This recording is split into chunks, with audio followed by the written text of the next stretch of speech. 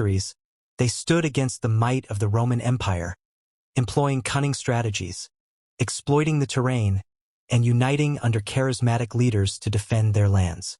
This is the story of their struggle, triumphs, and legacy. Chapter 1.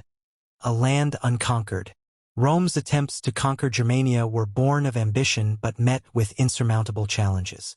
While the empire extended its reach across Gaul and into Britannia, the dense forests, marshlands, and fiercely independent tribes of Germania remained an untamed frontier. The nature of Germania. The terrain itself was one of Rome's greatest obstacles. Dense forests provided cover for ambushes, rivers served as natural barriers, and the lack of centralized cities made it difficult for Rome to subjugate the tribes. Germania was a patchwork of tribal territories, each with its own leaders, customs, and alliances.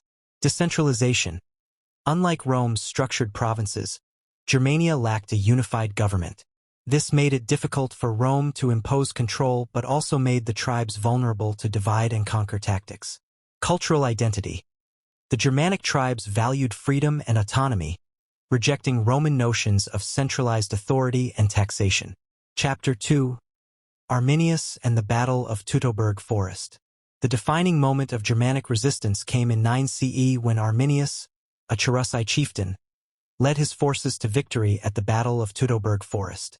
The ambush and destruction of 3 Roman legions under Governor Varus became a symbol of Germanic defiance.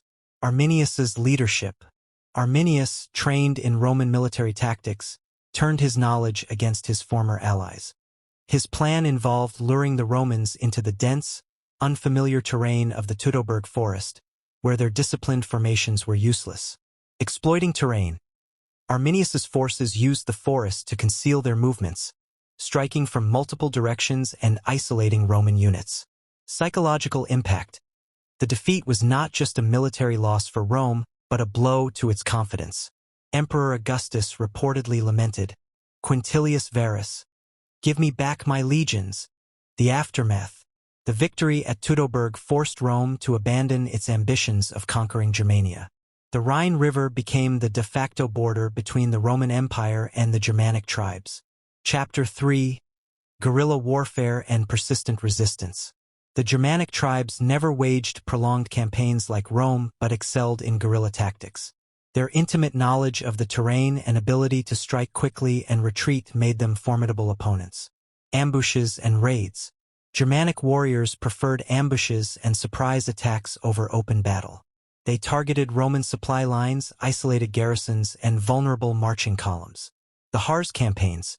Tribes like the Chatti used the rugged terrain of the Harz Mountains to launch ambushes on Roman engineers, attempting to build roads and fortifications. Night raids. Germanic warriors often struck under the cover of darkness, demoralizing Roman forces and disrupting their operations. Scorched earth tactics. To deny Rome resources, the tribes often destroyed their own crops and villages during retreats, forcing the Romans to overextend their supply lines in hostile territory. Chapter 4. The Role of Tribal Unity. While the Germanic tribes were often fragmented, moments of unity under strong leaders proved critical in their resistance against Rome. Arminius's coalition. Arminius's ability to unite rival tribes against Rome was pivotal at Teutoburg. However, this unity was short-lived, as internal rivalries led to his eventual assassination by his own people. The Marcomannic Confederation. During the Marcomannic Wars, 166 to 180 CE, King Balomar of the Marcomanni united multiple tribes to invade Roman territory. This coalition breached the Danube frontier and pushed into Italy, threatening cities like Aquileia. Julius Civilis and the Batavian Revolt. In 69 CE, Julius Civilis, a Roman-trained Batavian leader, led a revolt against Rome. Using Roman tactics, he achieved several victories before the rebellion was ultimately suppressed. Civilis's actions showcased the potential of Germanic leaders who combined their warrior traditions with Roman discipline. Chapter 5. The Turning Tide. By the 4th and 5th centuries, the Germanic tribes began to shift from resistance to conquest. Pressured by the Huns and other nomadic groups, tribes like the Goths, Vandals, and Franks migrated into Roman territory, seeking refuge and opportunities. the Visigoths and Adrianople. In 378 CE, the Visigoths, led by Fritigern, dealt a crushing blow to the Roman Empire at the Battle of Adrianople. The defeat of Emperor Valens and his army demonstrated the growing strength of the Germanic tribes and the vulnerability of Rome. The sack of Rome. In 410 CE, the Visigoths under Alaric sacked Rome. Though the city was spared widespread destruction, the event symbolized the end of Rome's dominance and the rise of the Germanic kingdoms. Chapter 6. Adaptation and Assimilation. As the Germanic tribes established kingdoms within former Roman territories, they adopted many aspects of Roman culture, including its laws, religion, and infrastructure. Christianity. The tribes embraced Christianity, which helped bridge the gap between Roman and Germanic societies. Leaders like Clovis of the Franks converted to Christianity to strengthen their legitimacy and alliances with the Roman Church. Roman institutions. Germanic rulers maintained Roman administrative systems, blending them with their own tribal traditions. This fusion laid the foundation for medieval Europe. Chapter 7. Legacy of the Resistance. The Germanic tribes' resistance against Rome shaped the future of Europe in profound ways. Cultural identity. The fierce independence of the Germanic tribes became a defining feature of European identity. Their oral traditions, such as the Epic of Beowulf, celebrated heroism and loyalty, influencing medieval chivalry. Political foundations. The decentralized governance of the Germanic tribes inspired the feudal systems of medieval Europe, where loyalty to local lords mirrored tribal allegiances. Borders and boundaries.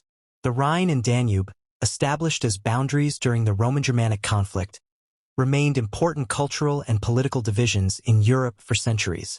Epilogue. Freedom forged in conflict. The Germanic tribes' resistance against Rome was not merely a military struggle but a fight for cultural survival and autonomy. While the Roman Empire ultimately fell, its influence persisted through the Germanic kingdoms that rose in its place. This story of resistance highlights the enduring power of freedom and the ability of diverse peoples to shape history. From the forests of Germania to the ruins of Rome, the legacy of the Germanic tribes lives on in the foundations of modern Europe. Chapter 8. The Rise of the Germanic Kingdoms. With the collapse of the Western Roman Empire in 476 CE, the Germanic tribes transitioned from resistance to dominance. Their leaders established kingdoms on former Roman territories, blending their traditions with the legacy of Rome. The Visigothic Kingdom. After sacking Rome in 410 CE, the Visigoths settled in Hispania and southern Gaul. Their leader, Alaric's successor, King Euric, codified laws that combined Roman legal traditions with Visigothic customs. This legal synthesis became a model for other Germanic kingdoms. The Ostrogothic Kingdom. Under Theodoric the Great, the Ostrogoths ruled Italy from 493 to 526 CE. Educated in Constantinople, Theodoric maintained Roman infrastructure, governance, and cultural practices while integrating Germanic traditions. His reign was a period of relative stability and cultural flourishing. The Frankish Kingdom. The Franks, under Clovis, expanded into Gaul, defeating rival tribes and consolidating power. Clovis's conversion to Christianity in 496 CE marked a turning point, as it secured the support of the Roman Church and laid the foundation for the Carolingian Empire. Chapter 9. The Legacy of Resistance. The Germanic tribes' resistance against Rome shaped their identity and the political structure of medieval Europe. Cultural persistence. Even as they adopted aspects of Roman culture, the Germanic tribes preserved their distinct traditions. Epic poems like Beowulf celebrated their warrior ethos, loyalty, and heroism, influencing European literature for centuries. Political decentralization. The Germanic emphasis on tribal loyalty and local governance became the foundation of feudalism. The kingdoms that emerged from the fall of Rome reflected the decentralized, kinship-based structures of their tribal past. Language and law. The Germanic languages influenced the development of many modern European tongues, including English, German, and the Scandinavian languages. Their legal systems, rooted in oral tradition and Roman law, evolved into the frameworks of modern European jurisprudence.